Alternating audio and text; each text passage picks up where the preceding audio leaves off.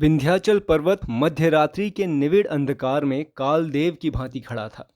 उस पर उगे हुए छोटे छोटे वृक्ष इस प्रकार दृष्टिगोचर होते थे मानो ये उनकी जटाएं हैं, और अष्टभुजा देवी का मंदिर, जिसके कलश पर श्वेत पताकाएं वायु की मंद मंद तरंगों में लहरा रही थीं, उस देव का मस्तक है।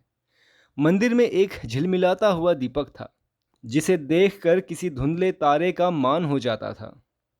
अर्धरात्रि व्यतीत हो चुकी थी। चारों ओर भयावह सन्नाटा छाया हुआ था।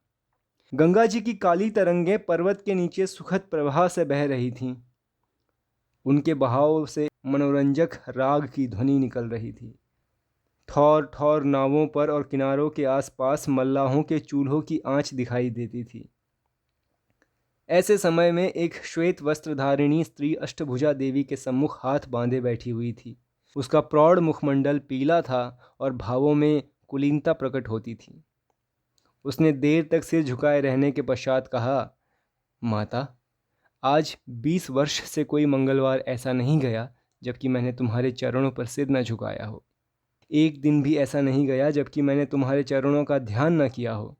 तुम जगतारिणी महारानी हो।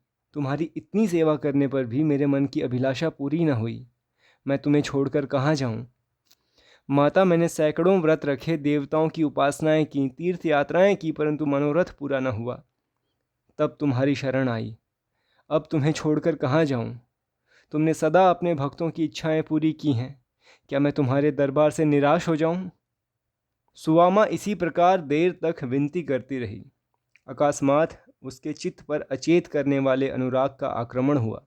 उसकी आंखें बंद हो गईं और कान में ध्वनि आई, सुवामा, मैं तुमसे बहुत प्रसन्न हूँ। मांग, क्या मांगती है? उसका हृदय धड़कने लगा। आज 20 वर्ष के पश्चात महारानी ने उसे दर्शन दिए। वो कांपती हुई बोली, जो कुछ मांगोगी वो महारानी देंगी? हाँ, मिलेगा।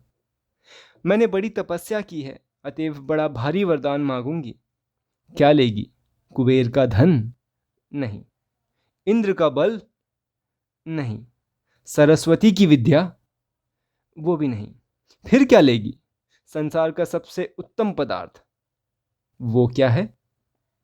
सपूत बेटा। जो कुल का नाम रोशन करे?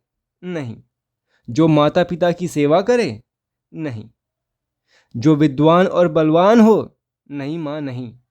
फिर सपूत बेटा किसे कहते हैं? जो अपने देश का उपकार करे।